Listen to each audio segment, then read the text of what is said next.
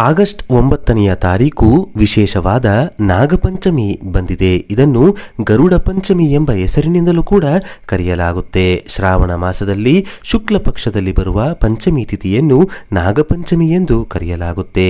ಜಾತಕದಲ್ಲಿ ಸರ್ಪದೋಷ, ಕಾಳಸರ್ಪದೋಷ, ರಾಹುಕೇತು ದೋಷ ಇದ್ದರೆ ಈ ದಿನ ಪೂಜೆ ಮಾಡುವುದರಿಂದ ಸರ್ವ ದೋಷಗಳಿಂದ ಮುಕ್ತಿಯನ್ನ ಪಡಿಬಹುದು.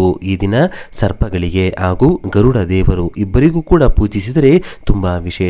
ಸಹಜವಾಗಿ ವೈರತ್ವ ಇರುವಂತಹ ಸರ್ಪ ಹಾಗೂ ಗರುಡ ಇಬ್ಬರನ್ನೂ ಕೂಡ ಒಂದೇ ದಿನ ಪೂಜಿಸಿ ಸಂವತ್ಸರ ಪೂರ್ತಿ ವಿಜಯವನ್ನ ಪಡೆಯುವುದೇ ನಾಗಪಂಚಮಿ ಅಥವಾ ಗರುಡ ಪಂಚಮಿಯ ಮಹಾವಿಶೇಷ.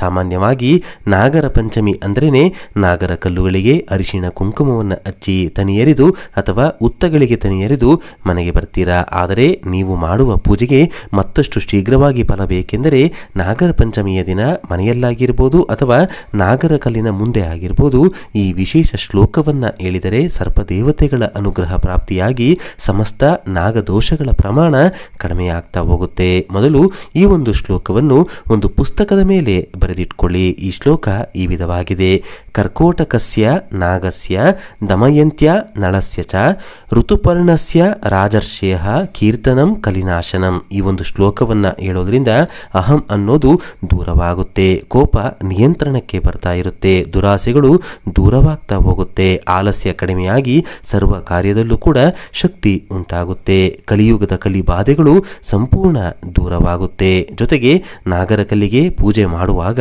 ಮರೆಯದೆ ಗೆಜ್ಜೆ ವಸ್ತ್ರವನ್ನ ಅರ್ಪಿಸಬೇಕು. ಸರ್ಪ ದೇವತೆಗಳ ಪ್ರೀತಿಗೋಸ್ಕರ ಎಳ್ಳುಂಡೆ, ಹಣ್ಣು ಹಂಪಲುಗಳನ್ನ ನೈವೇದ್ಯವಾಗಿ ಅರ್ಪಿಸಬೇಕು. ಕೇವಲ ನಾಗರ ಕಲ್ಲಿಗೆ ಹಾಲನ್ನು ಎರೆಯದೆ ಹಸಿದವರಿಗೆ ಸರ್ಪ ದೇವತೆಗಳನ್ನು ಸ್ಮರಿಸುತ್ತಾ ಶಕ್ತಿ ಇದ್ದರೆ ಅನ್ನದಾನವನ್ನ ಮಾಡಿ, ಇಲ್ಲವಾದರೆ ಕನಿಷ್ಠ 1 ಲೋಟ ಹಾಲು ಹಣ್ಣನ್ನು ನೀಡಿ ಆದರೂ ನಮಸ್ಕರಿಸಿ. ಇದರಿಂದ ಪಾಪ ದೋಷಗಳು ದೂರವಾಗಿ ಕೇವಲ ನಾಗರ ಕಲ್ಲಿಗೆ ಹಾಲನ್ನು ಎರೆಯದೆ ಹಸಿದವರಿಗೆ ಸರ್ಪ ದೇವತೆಗಳನ್ನು ಸ್ಮರಿಸುತ್ತಾ ಶಕ್ತಿ ಇದ್ದರೆ ಅನ್ನದಾನವನ್ನ ಮಾಡಿ, ಇಲ್ಲವಾದರೆ ಕನಿಷ್ಠ 1 ಲೋಟ ಹಾಲು ಹಣ್ಣನ್ನು ನೀಡಿಯಾದರೂ ಕೂಡ ನಮಸ್ಕರಿಸಿ. ಇದರಿಂದ ಪಾಪ ದೋಷಗಳು ದೂರವಾಗಿ ಸರ್ಪದೇವತೆಗಳ ಕೃಪೆ ಕೂಡ ಪ್ರಾಪ್ತಿಯಾಗುತ್ತೆ. ಭಗವಂತನ ಆರಾಧನೆ, ಪೂಜೆ, ವ್ರತಗಳ ಜೊತೆಗೆ ಹಸಿದವರ ಸೇವೆಯನ್ನು ಎಷ್ಟು ಮಾಡ್ತೀರೋ ಅಷ್ಟೇ ಪುಣ್ಯ ಭಗವಂತನಿಂದ ನೇರವಾಗಿ ನಿಮಗೆ ಪ್ರಾಪ್ತಿಯಾಗುತ್ತೆ. ಮನೆಯಲ್ಲಿ ಸುಬ್ರಹ್ಮಣ್ಯ ಸ್ವಾಮಿಯ ಫೋಟೋ ಅಥವಾ ವಿಗ್ರಹ ಇತ್ತು ಅನ್ನೋದಾದರೆ ಸುವಾಸನೆ ಭರಿತ ಪುಷ್ಪಗಳಿಂದ ಅಲಂಕರಿಸಿ ಕೆಂಪು ದಾಸವಾಳದಿಂದ ಸುಬ್ರಹ್ಮಣ್ಯೇಶ್ವರ ಸ್ವಾಮಿಯ ಪೂಜೆಯನ್ನ ಮಾಡಿಕೊಳ್ಳಬೇಕು. ಸ್ವಾಮಿಯ ಮುಂದೆ 6 ಬತ್ತಿಗಳನ್ನ ಒಂದು ದೊಡ್ಡ ದೀಪದಲ್ಲಿ ಬಿಡಿಬಿಡಿಯಾಗಿ ಕೂರಿಸಿ ದೀಪವನ್ನ ಬೆಳಗಿಸಬೇಕು. ನಂತರ ದೇವರ ಕೋಣೆಯಲ್ಲಿ ನಿಮ್ಮ ಕೈನಿಂದ ಅರಿಶಿಣ ಅಥವಾ ಗಂಧವನ್ನು ನೀರಿನಲ್ಲಿ ಬೆರೆಸಿ, ಸಾಧ್ಯವಾದರೆ ಹಾಲಿನಿಂದ ಬೆರೆಸಿ ಗೋಡೆಯ ಮೇಲೆ 3 ಸರ್ಪಗಳ ಆಕೃತಿಯನ್ನ ಬಿಡಿಸಬೇಕು. ಸರ್ಪಗಳ ಆಕೃತಿಗೆ ಗೆಜ್ಜೆ ವಸ್ತ್ರವನ್ನು ಅರ್ಪಿಸಿ ಬಿಳಿ ಪುಷ್ಪಗಳಿಂದ ಪೂಜಿಸಬೇಕು. ಕರ್ಪೂರದಿಂದ ವಿಶೇಷವಾಗಿ ಆರತಿಯನ್ನ ಮಾಡಿಕೊಳ್ಳಬೇಕು. ಬಾಳೆಹಣ್ಣು, ತೆಂಗಿನಕಾಯಿ, ಎಳ್ಳುಂಡೆ ನೈವೇದ್ಯವಾಗಿ ಇಡಬೇಕು. ಇದರಿಂದ ನಾಗೇಂದ್ರನ, ನಾಗರಾಜನ ಅನುಗ್ರಹ ಇಡೀ ಮನೆಗೆ ಉಂಟಾಗಿ ಕುಜದೋಷಗಳು ದೂರವಾಗ್ತಾ ಹೋಗುತ್ತೆ. ಮನೆಯವರಿಗೆ ಇದರಿಂದ ಉತ್ತಮ ಆರೋಗ್ಯ, ಅಖಂಡ ಪುಣ್ಯಫಲ ಪ್ರಾಪ್ತಿಯಾಗುತ್ತೆ. ವಿವಾಹ ಭಾಗ್ಯ ಇಲ್ಲದವರು, ಸಂತಾನ ಭಾಗ್ಯ ಇಲ್ಲದವರು ಕೂಡ ಇದೇ ರೀತಿ ಸರ್ಪಗಳ ಆಕೃತಿಯನ್ನ ನಿಮ್ಮ ಕೈಯಾರೆ ದೇವರ ಕೋಣೆಯಲ್ಲಿ ಬಿಡಿಸಿ ನಾಗರ ಪಂಚಮಿಯ ದಿನ ಪೂಜಿಸಿದರೆ ಶೀಘ್ರವಾಗಿ ಕಂಕಣಬಲ ಪ್ರಾಪ್ತಿಯಾಗುತ್ತೆ. ಮಕ್ಕಳಿಲ್ಲದವರಿಗೆ ಮಕ್ಕಳಾಗುತ್ತೆ. ನಾಗರ ಆಕೃತಿಯನ್ನ ದೇವರ ಕೋಣೆಯಲ್ಲಿ ಗೋಡೆಯ ಮೇಲೆ ಬರಿಬೇಕಾಗುತ್ತೆ. ಬೆಳ್ಳಿ ನಾಗರವನ್ನ ಇಟ್ಟು ಪೂಜಿಸಿದರೂ ಕೂಡ ತುಂಬಾ ಒಳ್ಳೆಯದು. ಇನ್ನು ಎಷ್ಟೋ ಜನರಿಗೆ ಚರ್ಮಕ್ಕೆ ಸಂಬಂಧಿಸಿದ ಕಷ್ಟಗಳು ಹೆಚ್ಚಾಗಿರುತ್ತೆ. ಈ ದಿನ ಮಾಡುವ ಪೂಜೆಯಿಂದ ಅವೆಲ್ಲವೂ ಕೂಡ ದೂರವಾಗುತ್ತೆ.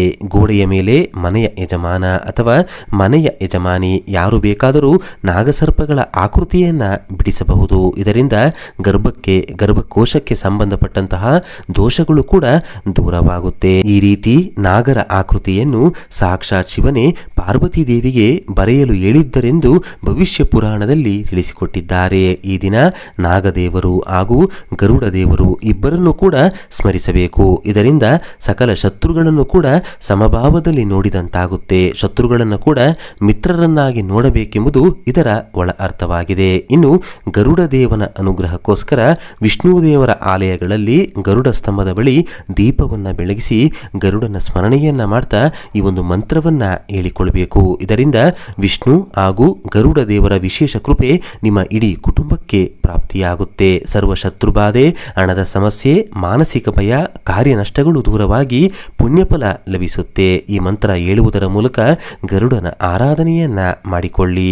ಕುಂಕುಮಾಂಕಿತ ವರ್ಣಾಯ ಕುಂದೇಂದು ಧವಲಾಯ ಚ ವಿಷ್ಣುವಾಹನ ನಮಸ್ತುಭ್ಯಂ ಪಕ್ಷಿರಾಜಾಯತೆ ನಮಃ. ಈ ಒಂದು ಮಂತ್ರವನ್ನು ಪಠಿಸಿ ಗರುಡ ದೇವ, ನಾಗದೇವರುಗಳ ಆರಾಧನೆಯನ್ನ ಈ ಬಾರಿಯ ನಾಗರ ಪಂಚಮಿಯ ದಿನ ಮಾಡಿ ಸರ್ವರಿಗೂ ಶುಭವಾಗಲಿ ಅಂತ ಹೇಳ್ತಾ ಇವತ್ತಿನ ಮಾಹಿತಿಯನ್ನ ಇಲ್ಲಿಗೆ ಮುಗಿಸ್ತಾ ಇದ್ದೀವಿ. ತಪ್ಪದೇ ಜೈ ನಾಗರಾಜ, ಜೈ ಗರುಡ ದೇವ ಅಂತ ಬರೆದು ಈ ವಿಡಿಯೋನ ಪ್ರತಿಯೊಬ್ಬರಿಗೂ ಕೂಡ ಶೇರ್ ಮಾಡಿ. ಮುಂದಿನ ಬಾರಿ ಮತ್ತೊಂದು ವಿಶೇಷ ದೈವ ಮಾಹಿತಿಯೊಂದಿಗೆ ನಮ್ಮ ದೇಗುಲ ದರ್ಶನ ಕರ್ನಾಟಕ ಚಾನಲ್ ಮುಖಾಂತರ ಭೇಟಿಯಾಗೋಣ.